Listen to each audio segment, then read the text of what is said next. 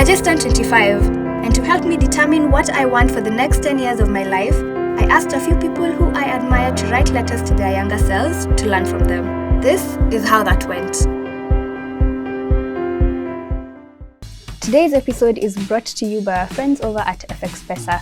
Whether you are a beginner in trading or you are an expert trader, FX Pesa offers you easy access to a trading account 24/7 straight from your device, that you do not miss out on any trading opportunities. Click the link down below in the description bar to find out more about FX Pesa and to sign up for a live account. You can also open a demo account which allows you to practice for free. Now back to the podcast. Hi guys, and welcome to A Letter to My Younger Self, a podcast that encourages you to work hard, have good intentions, and most importantly, to trust the process. Ohana means family, and family means no one gets left behind.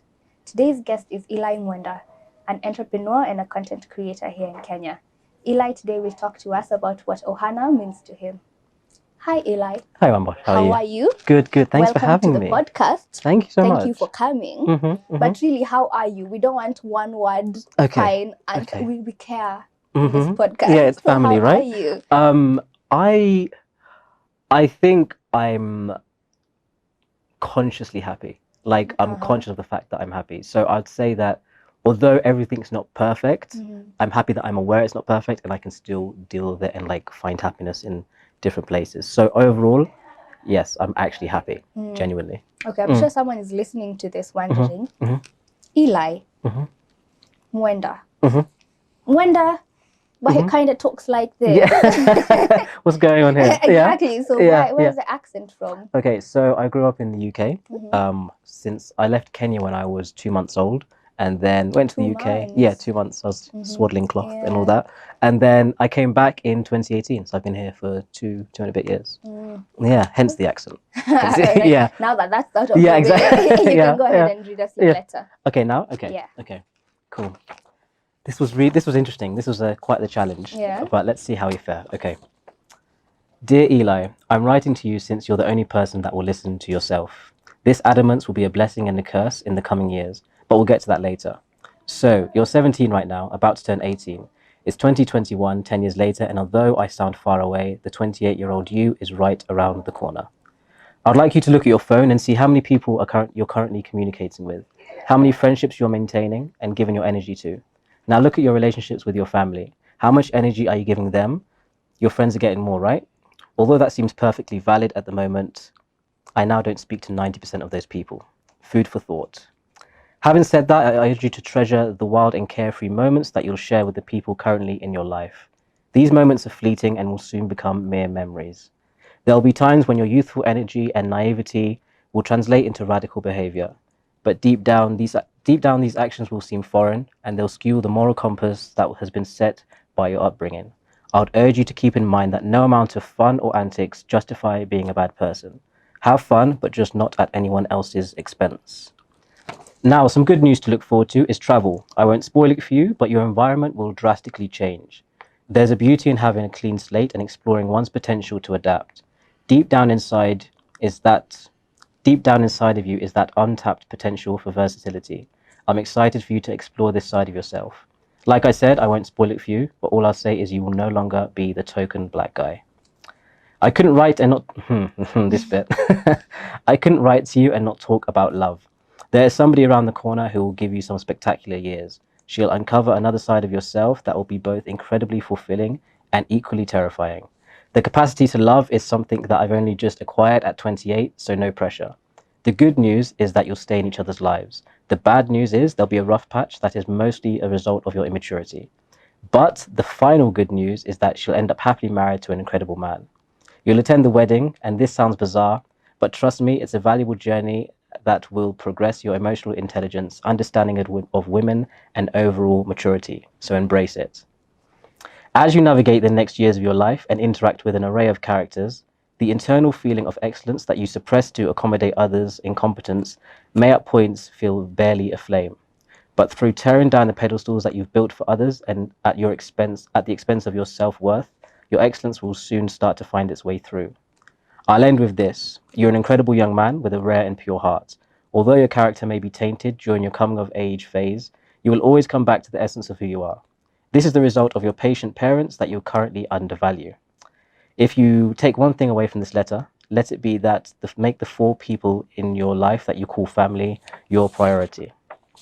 I'm excited for you to experience the next 10 years. Enjoy the ride, every up, every down. But like I said, you won't listen to anyone, so I guess you'll just figure it out by yourself. I love you and I'm proud of you, Eli. You end your letter with I love you. Of course, self-love. Now, out of all the guests you've had, only 2 people have ended their letter with I love you. Really? The other one was also a guy. Interesting. He was a Cancer. So I'm just asking, what's your star sign? Because as a Gemini, I can tell you for certain, my letter do not end with I love you. Yeah. I'm a Libra. Yeah. So have you always just been in tune with your emotions and... Honestly, no. It's something, it was, again, with the happiness, I've consciously like worked to be able to identify like different emotions and identify like what I love about myself and to be able to express that. So yeah, it's been a journey. It wasn't natural. Yeah. It wasn't natural. How about while writing the letter? What did you feel as you were writing That's a it? good question. Okay. I felt like I hesitated a lot. So I'd get to certain parts, especially like the love one. It was a few years ago, so it's not sensitive, but I was like, do I write this? But I was like, if I'm doing it, let's just go the full 9 yards. 100%. I found myself in emotional places I've not been to in a while because the person I'm writing to back then is so different to who I am now. And I know exactly how he would read the letter. So for me, I found myself being 2 people at once, and it was really, like I said to you earlier, it was very therapeutic because I managed at the end of it to appreciate the growth that I've sort of gone through and also appreciate that I had to go through that to get to where I am now. So yeah, it was therapeutic and enjoyable. So the emotions were, flashbacks, sadness at some parts, regret, but then it quickly like turns to, no, that's why you're here because of that. Before we continue, I'd like to say a big thank you for all the support that you have shown myself and this podcast so far. If you'd like to support this podcast even more, you can do so by purchasing one of your favorite A Letter to My Younger Self merch. We have journals, and these journals have quotes as well as thought-provoking questions that will be able to guide you in your own personal journey. We also have mugs that look like this. We also have bags, webcam covers, and a lot more. What I will do is I will leave a link down below in the description box where you can go and check this out for yourselves. Now back to the podcast. Why 18-year-old Eli specifically? Okay. Oh, if you met him. Okay. Okay, 17-year-old Eli. For context, because it will kind of inform as to why I was like that. So I lived in Oxfordshire, and then, so during GCSEs is when you're that 17 age, then we moved now to Kent. So what happened is they were like very transformative years because when I moved to a different county altogether, you're now starting school, right? So I left all the social capital I'd built back in Oxfordshire, and now I'm starting afresh, and I'm like the only black guy as usual. So there was a lot of like dealing with how do I get back to that place where I have friendships that I care about? Like a big thing for me is like respect, especially as like a young teenage guy. So it was building up the respect, building up all of this. So that guy turned into someone that's really, I don't know if the word is arrogant. I was like, I had to overcompensate, put it that way. I had to overcompensate, and I had to put a lot of confidence forward, even though it wasn't the person I was. So it was a bit of a front. I turned into like a different person.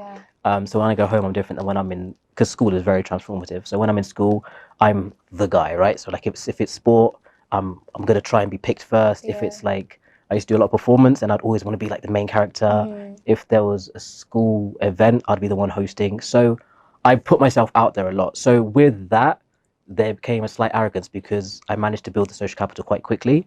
And then I think I used it wrong. Put it that way. I used it wrong. Yeah. So basically, just you trying to fit in changed you into a different person, and you didn't like the person that was being created during the process. You can catch all the other episodes by visiting the website listed in the description bar. There, you will find my conversations with my other guests. Each guest shares a letter to their younger self, why those moments were impactful in their lives, the lessons they learned, and the vision they have for their future self.